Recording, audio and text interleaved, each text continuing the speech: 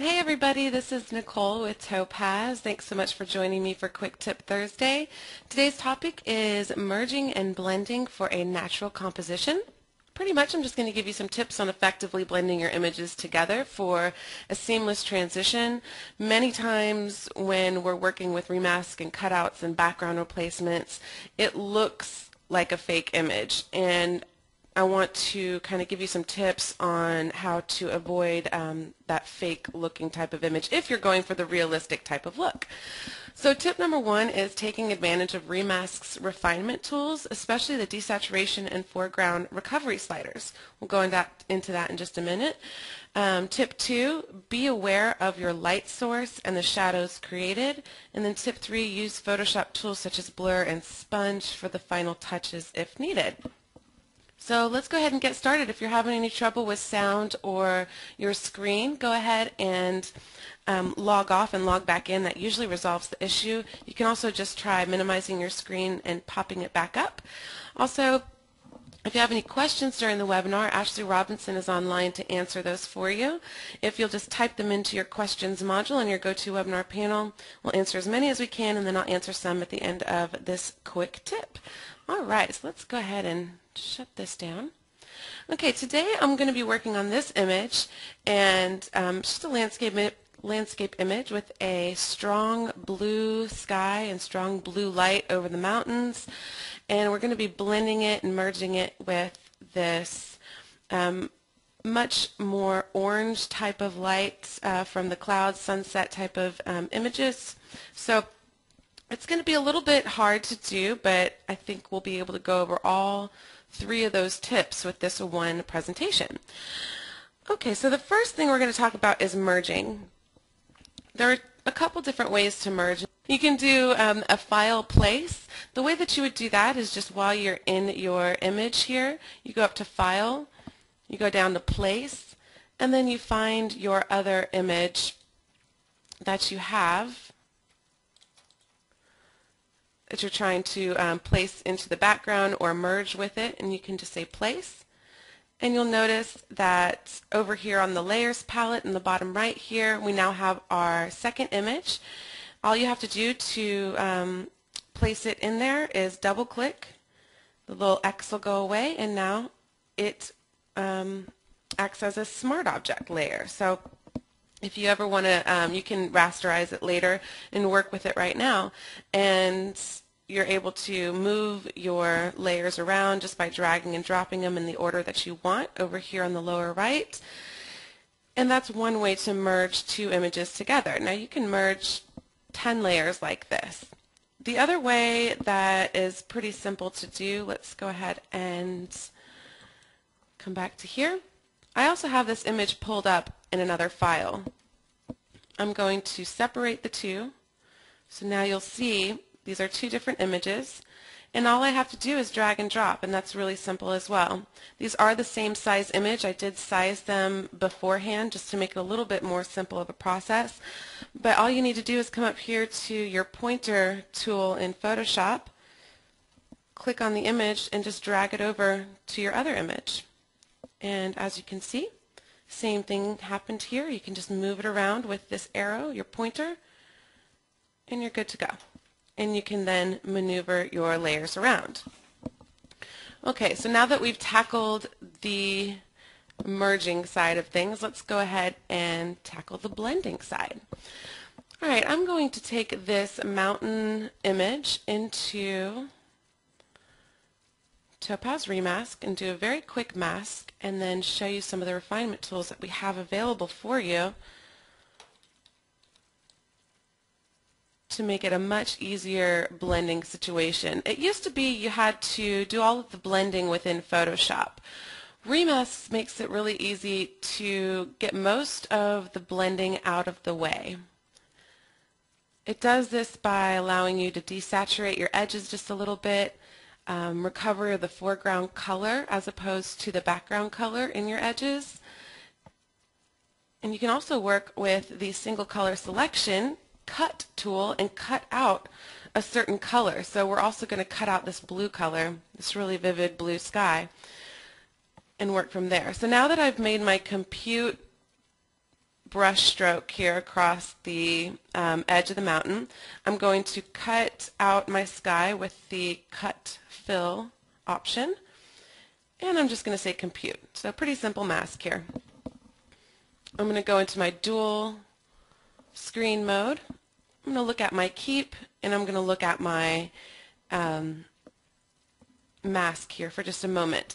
You'll notice on the edges, let's go ahead and zoom in just a little bit, that there's a little bit of spots that we can refine just a little bit. So I'm going to do that real quick just by taking my basic brush and clicking on the areas that I definitely want to keep. Just kind of telling the program, nope, I do want to keep this, and it just fills in the rest of the edges for you. Do that over here as well.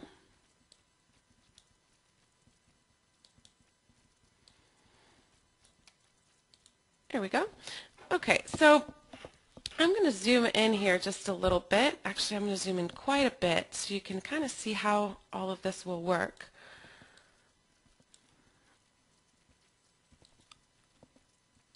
Okay, so we're very close to this image right now. But as you can tell over here on this white mountaintop, there is this blue edge right here from the background color of our sky. Now if I tried to take this image into Photoshop and blend it with that orange sky, it's going to be really noticeable, this blue edge. So what I'm trying to do is get rid of this blue edge, make it a much easier transition, a softer transition into that sky, that really orange sky, and it's going to allow it to look like much more natural. So let's take a look at a few things. First, I'm going to take my basic brush and just go along these edges because it's still a little bit rough there. There we go. Okay, so that cleaned it up just a little bit, but there's still a situation going on here. Now, at this point, I would go to my foreground recover or foreground color refinement tools, and I would look at my recovery and desaturation sliders. We do have the regular default recovery, so keep an eye on the keep side over here on the right. I'm going to take this all the way up to 100. Now, usually the default would actually recover this quite nicely, and the edges would no longer have this blue. But as you could tell, that really didn't do much.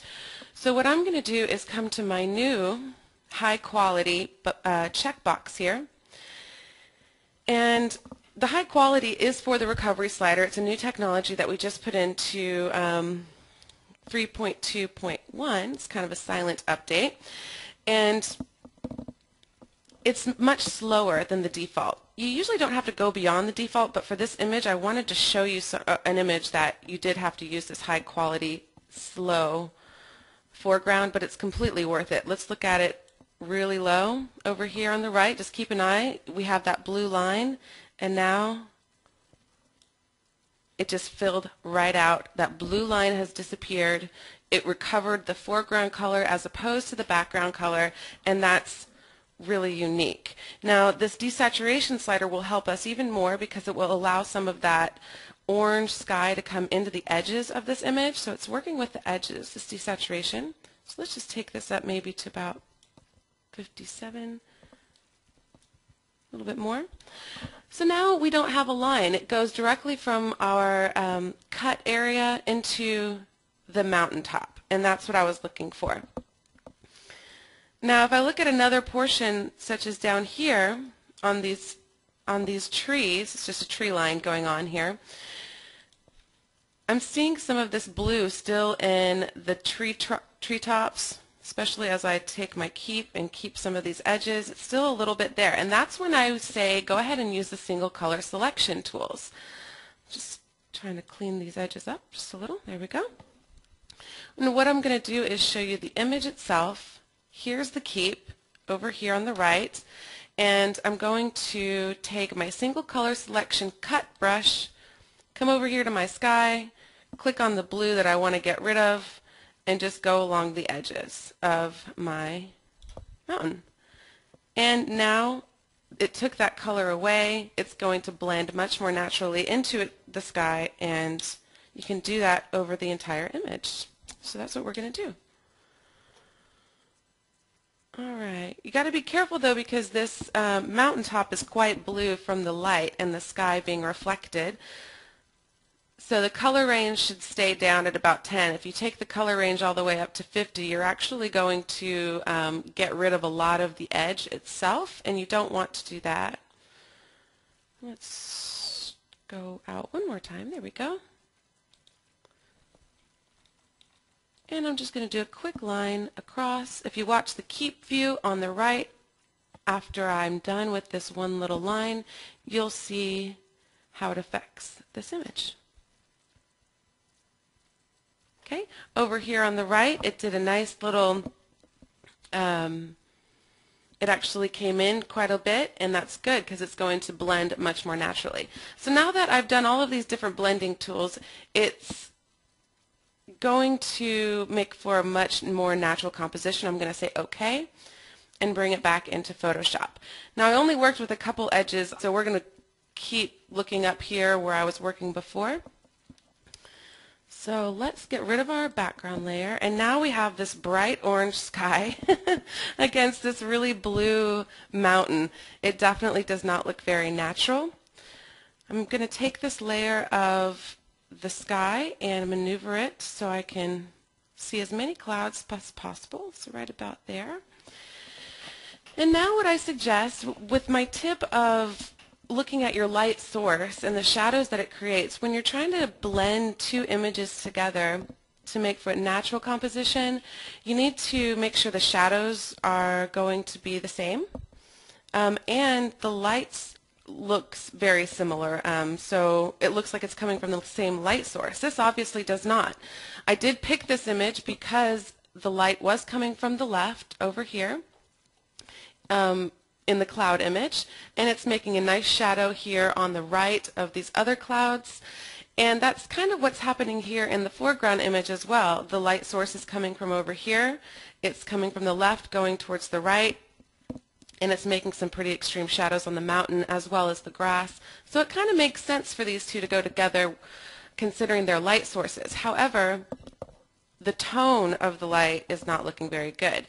So at this point, my suggestion, or what I want to do, I want to make it look more like the sky. I want the foreground to look more kind of the orangey sunsetty tone.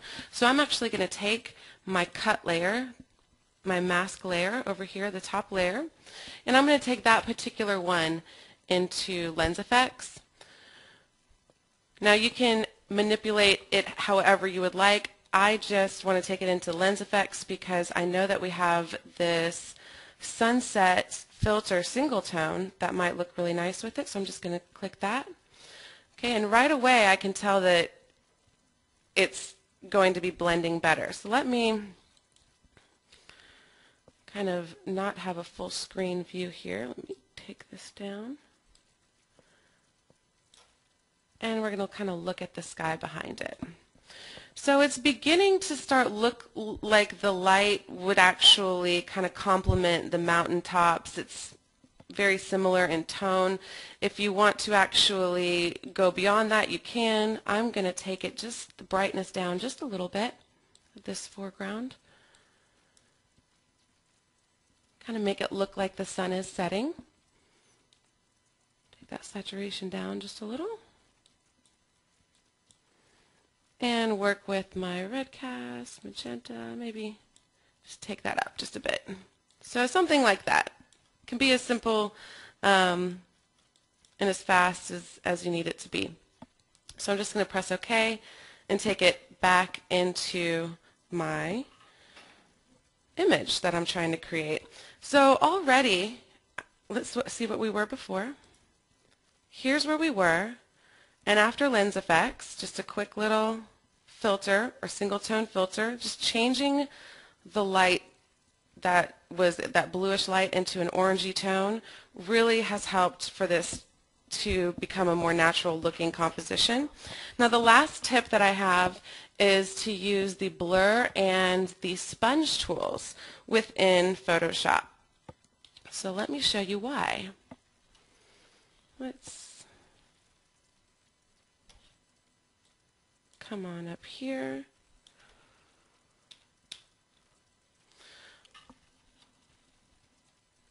Okay, so now that we're looking at the edge, as you can tell, that blue line is not there. If that blue line was there, it would be really obvious that this was a cutout.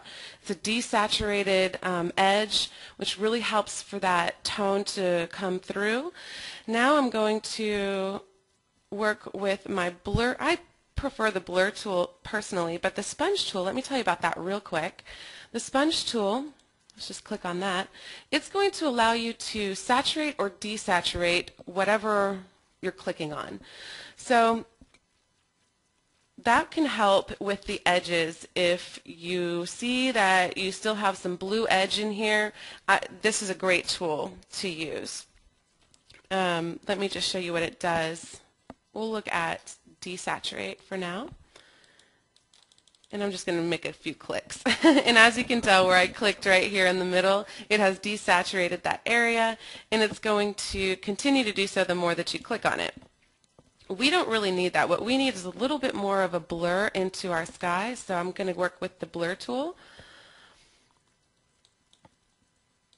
Okay. Now I'm going to go mode of normal, but you can also come up and change that, darken, lighten. You can change the hue, saturation, color, and luminosity as opposed to just the normal blurring.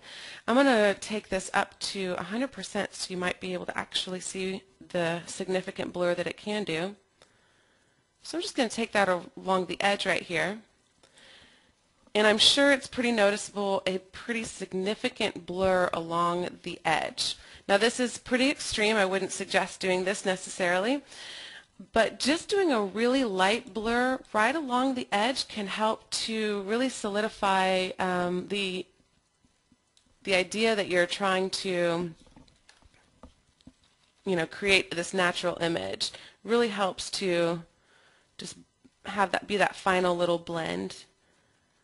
And it's such, if you have a larger image, and nobody's going to really notice it unless you blow it up really, really large. All right, so those are my tips of the day of how to blend and merge your images for a more natural composition so it doesn't look like a fake image necessarily. I hope that you can take this into your workflow and possibly create some really nice blended images. I am going to take some questions. But for those that have to go, thank you so much for joining us for Quick Tip Thursday. Okay, everybody who's asking about the 3.2.1, I'm sorry I didn't say it right when I mentioned it. It is uploaded and available for download. It's obviously a free upgrade. It was just a silent update to add a couple of things in there behind the scenes that isn't noticeable. The only thing that you will notice that's different is that high quality foreground recovery slider.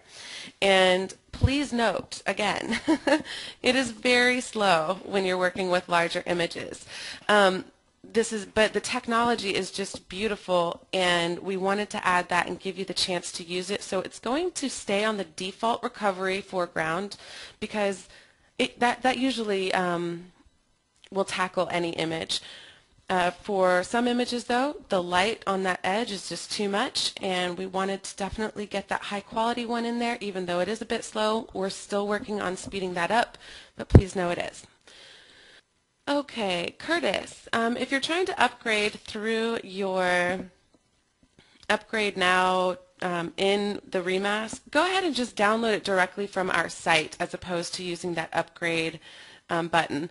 I'm not sure if that's disabled at this for this particular download, but it is uploaded on the server. Yes, on the server, so it is ready for download and installation. If you just go to www.topazlabs.com/downloads, you can do it directly from there. L. Shap says he has a portrait on a green screen of a man with quite a bit of gray flyaway hair, and the hair actually appears green whenever he cuts out the man and can't get an authentic cutout. My suggestion is to look into using the high quality foreground recovery if the default's not cutting it, and the desaturation, if the hair is actually green, if it's actually reflecting off of the hair and that's the color of the hair, then unfortunately I don't know how to proceed rather than just changing that color in Photoshop afterwards. But we're not going to be able to actually change the color, only the edge. We'll be able to desaturate the edges and recover the foreground color as opposed to the background color that's on that edge. And if that foreground color, if the hair is a shade of green, then unfortunately it's going to stay that way. But you can change that with Photoshop. Oh, Stu has a great question. He says, color range. He's noticed in the webinars that the setting of 10 and 50 get used a lot by Nichole. Do I use other settings? And when do I do that? Okay, Stu, that's a great question.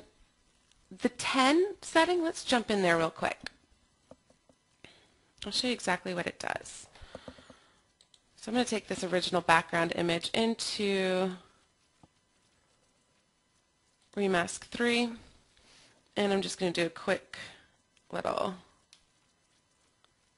masking job, and I'll show you what the difference is and how they can really work with,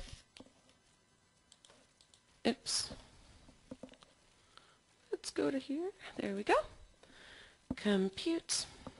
Alright, so we have our initial mask here. Let's look at our keep view, and let's look at our image. Now, when working with the single color selection, you can either keep a single color or cut a single color. Now, whatever little box comes up over here, whatever that shade is the color that is going to be kept or cut. Now, you can kind of work with that color by this color range slider, and it's going to determine the different shades on each side of that color, how far on the spectrum you want to actually cut or keep. So 10 is a great default. That's why it's sitting at 10, because it really handles the color that single color very correctly. If you take it down to 1, you're barely going to see a difference because there are so many different shades within this sky. Even though it looks the same, the pixels are very, very, there might be very limited changes, but when it's down to 1, that color range, it's only going to take whatever pixel you selected. 10 is a great default, that's why it's there. 50 is really good if you have a bunch of green that you want to get rid of. So maybe I wanted to get rid of this green shade, all these green shades, and it was against, say, a red background. I could take that up to 50 and work as, on all the greens and not have to worry about the red at all being touched. And that's only when there's a really large separation between what you're keeping and what you're cutting. So if I cut this blue and leave it at 10, keep an eye, well actually I'll just work over here on the right. Let's do this. I'll just keep view. Okay, so I'm going to just go on this edge and let go. You'll notice it did a nice little, here I'll step back. Just watch this edge as I go forward again. Really nicely cleaned up that edge, took out some of that blue, and it didn't really affect the rest of my mountaintop here, even though there is a blue shade here. Now if I take it up to 50, let's come over to this side. I'm just going to go along this edge. And as you'll notice, let's go back, keep an eye on that right side of the mountain. It took away a large portion of my mountain. So it took away a lot of the blue shades that I didn't necessarily want it to. And that is the difference between 10 and 50. And yes, you can use any range in between. And now you know kind of how it works. All right. It looks like all questions have been answered. And thank you so much for coming today. I hope you can apply some of this into your workflow, and I hope to see you again at an upcoming webinar. Take care and have a great 4th of July. Bye-bye.